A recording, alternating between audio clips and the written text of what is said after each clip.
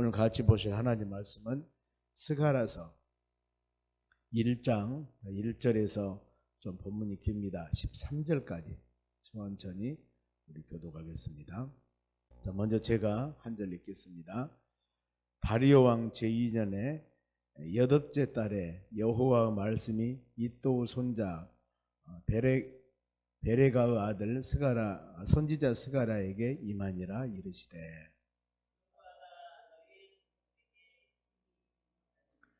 그러므로 너는 그들에게 말하기를 만군의 여호와께서 이처럼 이르시되 너희는 내게로 돌아오라. 만군의 여호와의 말이니라.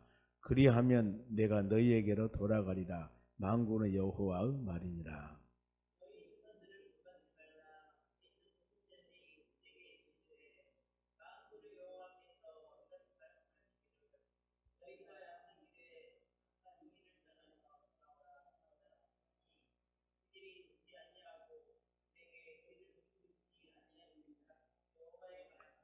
너희 조상들이 어디 있느냐? 또 선지자들이 영원히 살겠느냐?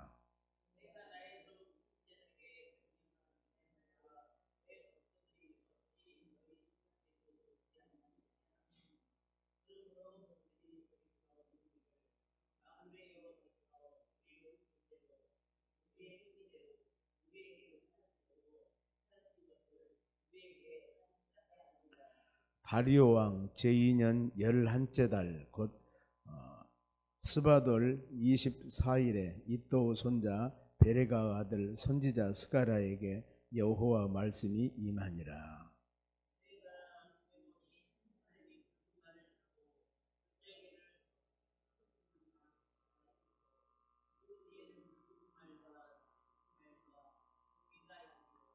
내가 말하되 내 주여 이들이 무엇이냐니까 하니 내게 말하는 천사가 내게 이르되 그들이 무엇인지 내가 너에게 보이리라 하니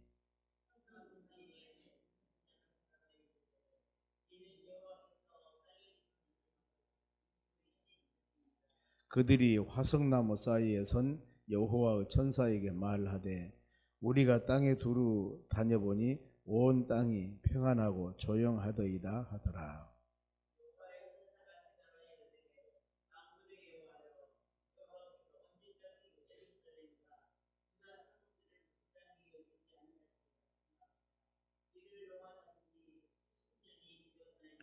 같이 읽습니다. 여호와께서 내게 말하는 천사에게 선한 말씀 이로운 말씀으로 대답하시더라. 아멘. 옆 사람에게 인사합시다. 오늘도 승리합시다. 좋은 하루 되시기 바랍니다. 스가랴서가 14장으로 되어 있습니다. 전에 앞에 학개서는 2장, 그리고 마지막에 구약의 끝이 말라기서가 4장. 그래서 이스라엘 백성들이 바벨론 포로 70년 생활하고 돌아와서 기록된 이 말씀이 새 선지서 학개, 스가랴, 말라기, 이 배경을 통해서 우리가 말씀 묵상하신다면 은혜가 될 줄로 믿습니다. 그래서 이 스가랴 그 말은 여호와께서 기억하신다라는 의미가 있습니다. 이 하나님 말씀 기록한 바로 시기가 BC 520년에서 518년 이 정도 보고 있습니다.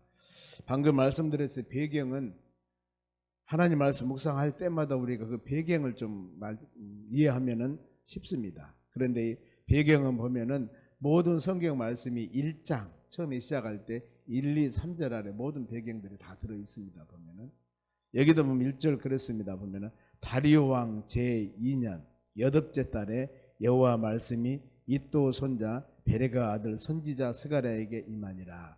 하나님께서 하나님의 말씀을 선지자를 통해서 항상 하나님은 말씀을 주십니다. 어느 시대나 보면은 왕정시대라고 그러죠. 왕이 있고 선지자가 있고 제사장들이 있습니다. 그러면은 왕은 나라를 다스리는 정치인입니다. 그런데 그분들에게 하나님 말씀을 주시지는 않아요. 보면 왕정시대 보면은 하나님이 선지자들에게 말씀을 주어서 하나님의 뜻을 전합니다. 그래서 선지자들이 바르게 말씀을 증거하고 그대로 하나님이 계시 주신 거 그대로 선포하고 증거하면 참 좋은데 이 시대나 거짓 선지자들이 있다 그 말입니다. 보면은 하나님께서 주시지 않는 말씀인데 내 생각에 아니면 내 마음에 준 것을 생각나는 것을 하나님께서 주시는 계시라 하면서 증거한다 그 말입니다. 그건 거짓 선지자들. 하나님이 계시 주신 말씀을 증거해야지 자기 어떤 생각이나 이상적인 판단을 증거하면 안 된다는 것입니다. 그런데 이 시대에 바벨론 포로 돌아와서 그들이 학교에서도 동의를 합니다. 제일 먼저 중요한 것이 하나님의 성전을 건축해야 되는 것입니다. 이유는 모든 백성들의 구심력이 성전에서 하나님의 힘에서 나오기 때문입니다. 그러니 하나님 백성들이 70년 포로 생활하고 돌아와서 이제 또 성전을 지어서 그들이 힘과 능력을 가지면은 주위에 있는 나라들이 힘듭니다. 그래서 하는 일이 성전을 짓지 못하도록 굉장히 방해를 하는 것입니다. 특히 북쪽에 있는 사마리아 사람들. 그러니 모든 환경에 안 맞으니까 성전을 건축하면서 좀 쉬었습니다. 그랬을 때 하나님이 학개 선자를 책망하죠. 보면은 왜 너희들이 사는 집은 좋은 집에 살면서 내 집은 짓지 않으라고 그러냐. 하나님의 때가 되지 않았습니다. 여러 가지 변명을 합니다만은 하나님 책망합니다. 그리고 이 학개 선지자하고 그 다음에 스가랴 선자는 그 동시대의 사람입니다. 보면은 이 다리오 왕 때의 일인데 보면은 다리오 왕 2년 학개 선지자는 다리오 왕 2년 6월 달에 하나님 말씀이 계시를 받습니다. 처음에 이 학개 선자도 4번 하나님 계시를 받습니다만 2장에서. 그런데 이 스가랴 선자는 8월에 계시를 받아요. 그러니까 학개 선자는 6월 달에 계시를 받았고 이 스가랴 선자는 2달 이후에 8월 달에. 그러니까 동시대의 지금 선자들을 통해서 하나님께서는 계속 말씀을 막 주신 것입니다. 그러면서 이제 성전 재건을 통해서 믿음의 자녀들에게 영적 부흥을 일으켜라. 그러면서 이제 메시아 앞으로 예수 그리스도께서 구원 계획을 세울 것이며 누구든지 믿는 자들에게 소망을 주실 그런 내용이 포함되어 있습니다. 그래서 이 14장 내용 보면은 백성들을 회개하고 돌아오도록 하고 8가지 이 환상을 통해서 영적 의미를 가지고 가르칩니다. 그리고 중간에 7장에서 9장까지는 금식에 관한 교훈이 나오고 마지막 미래 12장부터서는 소망 미래 하나님의 자녀들에게 이런 비전과 꿈을 바로 주는 것이 바로 14장 스가랴 전체 내용입니다. 자, 오늘 보면은 이제 하나님께서 방금 말씀했듯이 다리오 왕 2년 8째 달에 하나님의 계시 말씀을 주십니다. 2달 차이라고 그랬죠. 그래서 먼저 하나님께서는 3절 4절 내용 어떤 내용이냐면은 백성들 회개를 촉구합니다. 돌아와야 된다는 것입니다. 3절 보세요. 그러므로 너는 그들에게 말하기를 만군의 여호와께서 이처럼 이르시되, 지금 하나님의 말씀입니다. 온 세상을 통치하신 전능하신 하나님께서 여호와께서 이처럼 이르시되 너희는 내게로 돌아오라 그랬습니다. 돌아오라. 만군의 여호와 말이니라. 그리하면은 내가 너희에게로 돌아가리라. 만군의 여호와 말이니라. 참 이 한 절 말씀에 만군의 여호와라, 만군의 여호와, 이 말씀을 2번 3번 기록한 것들이 바로 스가랴서 내용입니다. 보면은 그만큼 이 하나님의 말씀은 귀하다는 것입니다. 하나님의 말씀은 귀중하다는 겁니다. 그리고 돌아오는 것이 그렇게 필요하다. 호세아서도 동일하고 보면은 돌아와라. 내가 치실새나 싸매줄 것이다. 이 소선지자가 호세아서부터 말라기까지 12권이라고 그랬습니다만 전반적인 내용이 이렇습니다. 모든 백성들에게 회개를 책망하는 것입니다. 돌아와야 된다. 돌아와야 된다. 구약의 말라기서가 마치고 나서 400년 동안 하나님의 복음의 말씀을 증거한 사람이 없었습니다. 말씀을 증거한 사람이. 이 시기를 중간 시기 암흑시기라고 그럽니다. 그리고 이 시기에 400년 지난 후에 처음으로 와서 회개하라고 돌아오고 외친 사람이 세례 요한이었습니다. 세례 요한은 예수님이 오신 길을 예비한 사람이라고 그랬습니다. 이와 같이 예수님께서도 마태복음 3장에 바로 3, 4장 내용들입니다만 세례 요한도 회개하라고 천국이 가까웠다고 외쳤는데 예수님도 동일합니다. 처음에 오셔서 회개하라고 그랬습니다. 우리는 하나님 말씀을 들으면서 이 회개라는 단어 참 중요합니다. 회개는 원상복귀입니다. 본래 원모습으로 돌아오는 것입니다. 회개가 원래 원창조 원모습대로 돌아오는 것. 지금 왜 회개라고 했을까요? 원모습에서 벗어난 겁니다. 지금 믿음의 자녀들이 하나님 말씀과 바로 하나님을 경배하며 찬양하며 살아야 되는데 다른 방법으로 살아갈 때 돌아와야 된다. 그리고 어때요? 회개라고 하는 것은 원위치, 본래 원상 모습을 회복시키는데 거기에서 이제 새로운 비전을 가지고 하나님께서 원하는 방법대로 나아가는 것, 이것이 바로 진정한 회개입니다. 우리 하나님 말씀을 듣고 성령께서 역사하사 회개의 영을 주셔서 눈물 흘리며 자복하면서 하나님 잘못했습니다 회개를 하는데, 그러면 이제 우리의 삶은 하나님 원하는 삶을 향하여서 나가야 되는 것입니다. 이것이 진정한 회개예요. 예, 아버지 어머니 잘하겠습니다. 자식들이 잘못하면은 책망했는데 잘하겠습니다 하고 쓱쓱 빌기는 빌었는데 다음에 밖에 나가 생활하는 거 보면 옛날하고 또 똑같아요. 이게 아닙니다. 한번 잘못했다고 용서를 빌면 이제는 올바르게 살아가는 것이죠. 그래 우리는 예수 믿고 구원받는 하나님의 자녀들이기 때문에 이미 구원은 예수 그리스도 믿음을 통하여 받았습니다. 그래 우리의 살아가는 삶은 구원받기 전의 삶이 아니라 구원받는 백성으로서의 하나님의 자녀로서의 매일매일 거룩하고 복된 삶을 살아가야 되는 것입니다. 그래서 이걸 점검해 보는 겁니다. 내가 구원받는 믿음의 자녀로서 전에는 이랬는데 지금 예수 믿고 나의 삶이 올바르게 살아가는가, 하나님 말씀을 들으면서 우리 신앙을 점검해 보는 것입니다. 그리고 4절도 동일합니다. 너희 조상들을 본받지 말라. 너희 조상들을 돌아오라 하면서도, 그러면서 다시 1절에 2절에 어떤 내용들이냐면은 여호와가 너희 조상들에게 심히 진노하였느니라. 그럴 때요 이제 돌아와야 되는 겁니다. 진노는 화를 내다. 왜 화를 내셨을까? 하나님께서 말씀대로 순종하지 아니하기 때문에. 그러면 하나님의 이 진노는 누구도 피할 수가 없습니다. 하나님은 만군의 여호와라고 말씀했지 않습니까? 전능하신 하나님, 모든 일을 이루신 하나님. 그래 하기 때문에 우리는 이 하나님의 말씀대로 순종하며 믿음 따라 사는 믿음의 자녀들이 되어야 되는 것입니다. 그래서 하나님께서는 요구합니다. 돌아와 3절. 그러면은 내가 너희에게로 돌아가리라. 다른 의미로 내가 너희와 동행할 것이다. 함께 할 것이라는 하나님의 언약과 약속이 있는 말씀입니다. 믿음의 자녀들이 돌아와야지. 너희가 내 안에 거하고 내 말씀이 너희 안에 거할 때 무엇이든지 원하는 대로 구하라. 그리하면 내가 이루리라. 요한복음 15장 말씀이거든요.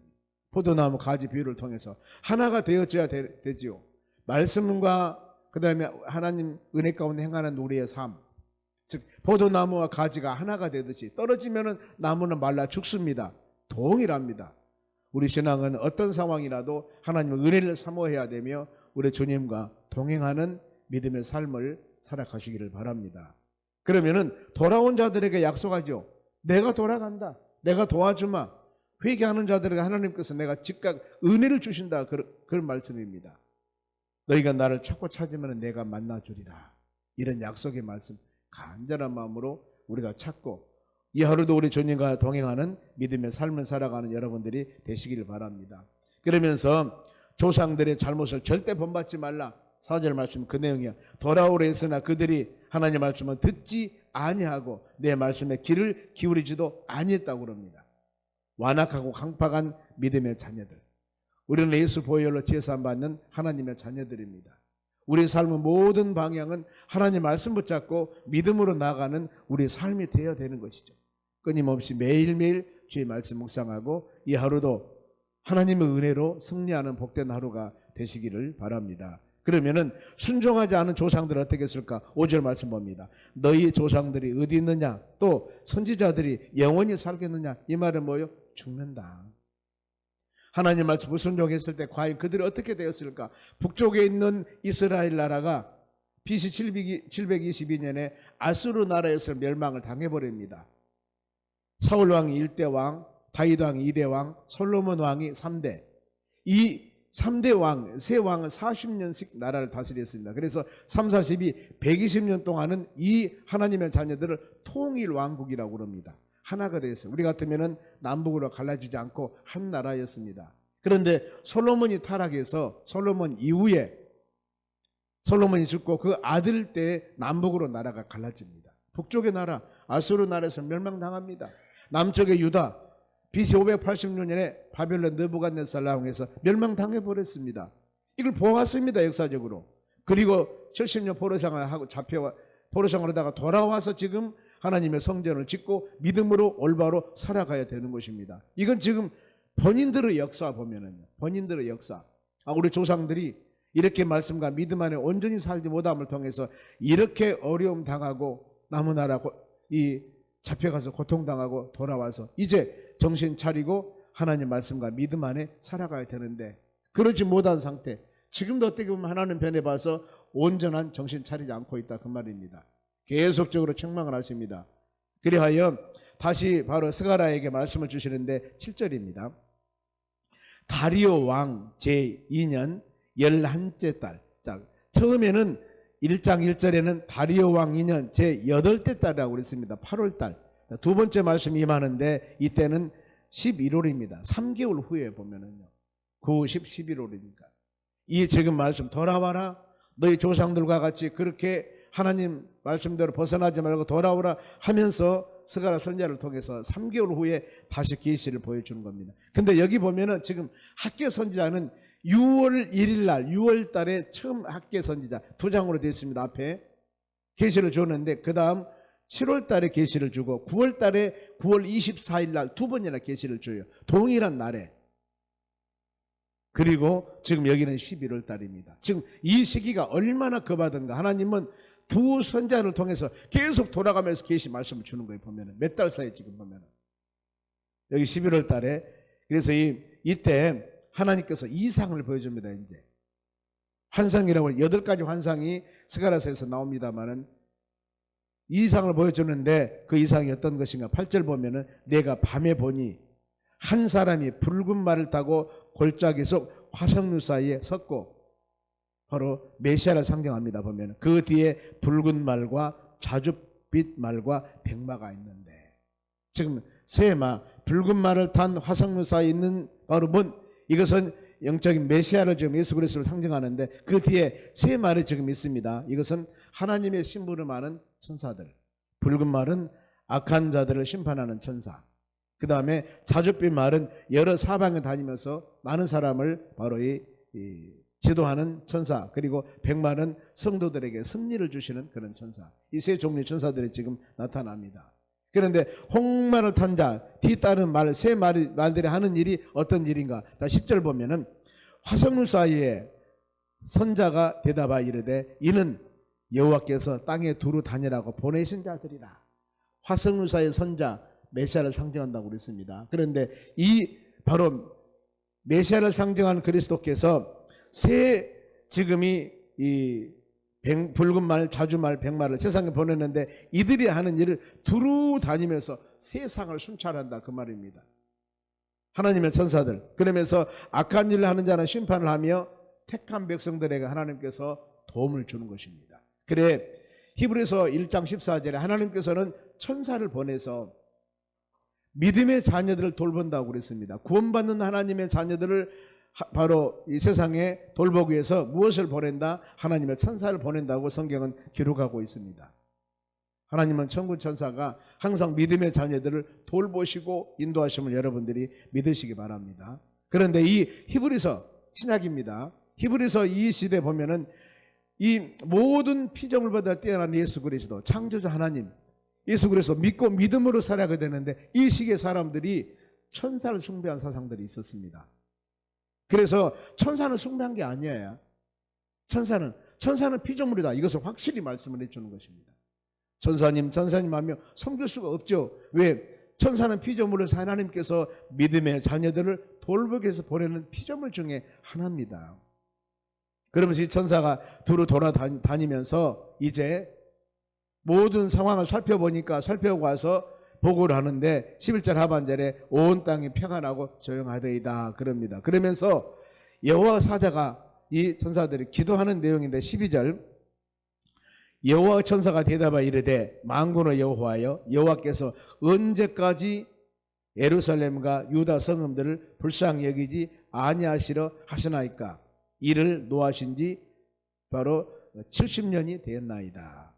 즉 하나님 언제 하나님 백성들을 구원해 주실랍니까? 믿으면 자녀들이 지금 때에 따라서는 좌로나 우로나 치우치고 하나님 말씀대로 온전히 순종하지 아니할 때 하나님 언제 하나님의 진노 기간이 지금 70년이나 됐는데 바벨론 폴에서 돌아오는 그 상황들입니다. 하나님께서 기도 응답합니다. 13절 내용이 선한 말씀, 위로 말씀 하나님께서는 응답하십니다. 그러면서 질투하신 하나님이 14절 말씀에 기록합니다. 누구를 위한 질투인가? 하나님께서는 예루살렘과 시온 백성들을 위한 구원하기 위한 것인데 하나님께서는 하나님의 백성들을 연단하기도 하지만은 구원하고 하나님 백성들을 돌보시고 인도하시고 사랑하십니다. 우리가 하박국서 이 3장 2절에 수년 내 분케 하소서, 수년 내 나타내소서, 진노 중에라도 긍휼을 잊지 마소서 이단합니다. 하나님 믿음의 자녀들을, 하나님 백성들을 자로 나오나 치우쳤을 때 하나님 많은 진노합니다. 하나님 책망합니다. 그런데 그 책망 중에 긍휼을 잊지 말라고 하는 것은 하나님의 책망은, 하나님의 징계와 연단은 그 안에 사랑이 포함되어 있습니다. 하나님의 사랑. 이걸 꼭 기억해 하셔야 됩니다. 하나님 나를 버리셔서 이런 진노와 고통과 어려움을 주시는 하나님이 아니라 그 안에 진노 중에라도 긍휼, 하나님의 사랑, 하나님의 은혜가 포함되어 있는 것입니다. 왜요?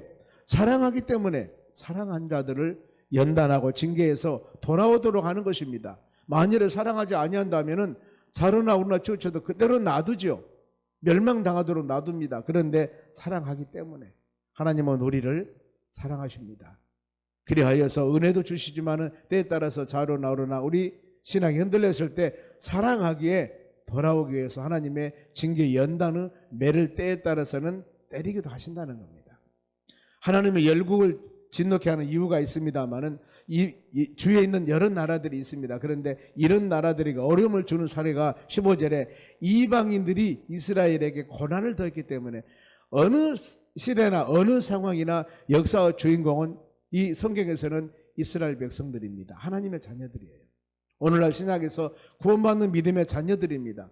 주위에 있는 이방 나라가 아무리 많이 있다 하더라도 이스라엘 지도를 보면은 블레셋 나라도 있습니다. 남쪽에 바로 이 에돔과 모압과 바로 여러 가지 바로 나라가 있고, 이 주위에 북쪽에 아수르 나라, 블레셋, 아니면은 바벨론, 이런 여러 수많은 주위의 나라들이 있습니다만 하나님의 관심은 이 나라들이 아니에요. 지금 이스라엘 백성들을 보호하기 위해서 주위에 있는 나라들, 아수르 나라를 강하게 해서 북쪽에 이스라엘 멸망시키고 연단입니다. 남쪽에 있는 유다도 이 바벨론 느부갓네살 왕을 통해서 멸망시키고 이것도 역시 연단입니다. 그런데 그 주위의 나라들을 강하게 만드는 것이 바로 하나님 백성들을 연단하고 훈련시키기 위한 하나의 도구에 불과합니다. 그런데 너무나 하나님의 자녀들에게 이 하나님께서 도구, 훈련 도구로 사용했는데 너무나 잔인하게 하나님 자녀들에게 어려움을 주는 것입니다. 결국에 그것 때문에 그들은 멸망을 당하게 되는 것이죠. 보면은 하나님께서는 백성들에게 긍휼을 여긴 결과 16절 보면은 함께 하기 위해서 예루살렘을 하나님께서 돌아오신다고 그랬습니다. 하나님이 돌아온다. 어떻게? 내가 너와 함께 하기 위해서. 그리하여서 예루살렘 성전을 재건할 것이고 하나님의 나라가 다시 부강하게 될 것이라는 것을 약속합니다. 쭉 나갑니다만, 자 17절 보면은요, 그가 다시 외쳐 이르기를 만군의 여호와 말씀에 나의 성읍들이 넘치도록 다시 풍부할 것이라. 여호와가 다시 시온을 위로하고 다시 예루살렘을 택하리라. 회복을 약속합니다. 하나님의 수많은 어려움을 주지만 결국에 주인공은 믿음의 자녀들이다, 그 말입니다. 너희들을 내가 결국에 회복시킬 것이다. 그러면서 두 가지 환상을 보여줍니다. 보면은 18절에 봅니다.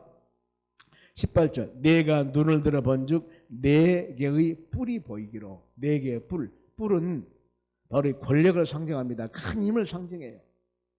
그러는데 이 뿔 환상을 보여주면서 19절 보면 이에 내게 말하는 천사에게 묻되 그들이 무엇이나이까. 뿔을 하나님이 보여주시니까 계시로 내게 대답하여 이들은 유다와 이스라엘과 예루살렘을 흩뜨린 뿔이라.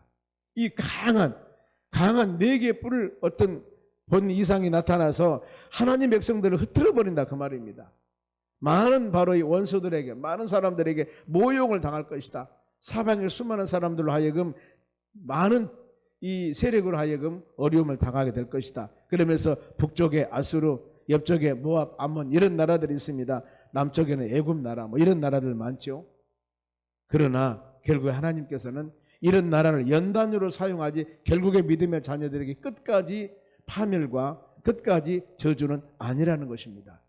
이렇게 하나님의 자녀들에게 내가 흩뜨리고 연단과 어려움을 주되 하나님이 다시 네 뿔을 대응할 20절 말씀 봅니다. 그때 여호와께서 대장장이 4명을 내게로 보이기로. 네 뿔을 통해서 하나님의 자녀들을 흩어버릴 것이다. 강한 일은 바로 이 환상을 보여주는데 그 다음에 회복하기 위해서는 네 뿔을 대응하기 위해서 이들을 바로 대적하기 위해서 내 대장장이를 보여줍니다. 대장장이는 뭡니까? 어떤 도구를 만드는 것입니다. 쇠붙이를 가지고 칼을 만들고 낫을 만들고 농기구를 만드는 사람이 대장장입니다. 사물을 만드는 사람. 그래서 네 뿔을 가진 아무리 강한 대적이 있다 할지라도 이 대장장이로 하여금 그 네 뿔을 가진 사람을 파괴하고 그 네 뿔을 가진 사람을 이기도록 하나님께서 만들어 주신다는 겁니다. 그러면서 대장장이가 하는 일이 21절입니다. 보면은 사명이 내게 말하되 그들이 무엇하려 왔나이까 하되 대답하여 이르되 그 뿔이 유다를 흩뜨려서 사람들이 능히 머리를 들지 못하게 하니 이 대장장이들이 와서 그것들을 두렵게 하고 이전 뿔들을 들어 유다 땅에 흩뜨린 여러 나라들 뿔들을 떨어뜨리려 하는 일 하시더라 그 말입니다. 결국에 이 대장자들을 통해서 네 뿔 가진 사람들 전부 다 물리치고 승리하신다 그 말입니다. 결국에 하나님은 믿음의 자녀들을 구원의 은총 가운데 돌보시리라 이런 약속입니다. 네 뿔 가진 주위의 많은 나라들 아수르 나라나 애굽 나라나 바로 이 바벨론 나라나 이런 나라들을 통해서 믿음의 자녀들을 흩어버리고 연단을 주고 많은 고난을 주나 결국에 하나님께서는 바로 대장장이를 통해서 그들을 다 물리치고 결국에 믿음으로 승리해 나가신다는 겁니다. 오늘날 하나님의 교회 음부 권세가 이기지 못하리라고 성경은 약속하십니다. 분명히 우리는 하나님 말씀 꼭 붙잡고 어떤 상황이라 하더라도 성령의 역사 하나님 말씀 믿음 가지고 승리는 내 것일세 승리는 믿음의 자녀들 안에 있습니다. 즉 말씀과 믿음 안에 살 때입니다. 우리는 끊임없이 하나님 말씀을 묵상하면서 이 하루도 믿음으로 승리하는 그런 하루 하나님은 우리와 함께 하셔서 이 하루도 여러분들이 승리하는 믿음의 삶을 살기를 간절히 원하십니다. 말씀 듣고 깨달음 얻어 하나님 의지하고 능력과 힘을 얻어서 치유받고 회복되어서 복된 하루 되시기를 주의 이름으로 축원합니다. 기도하겠습니다.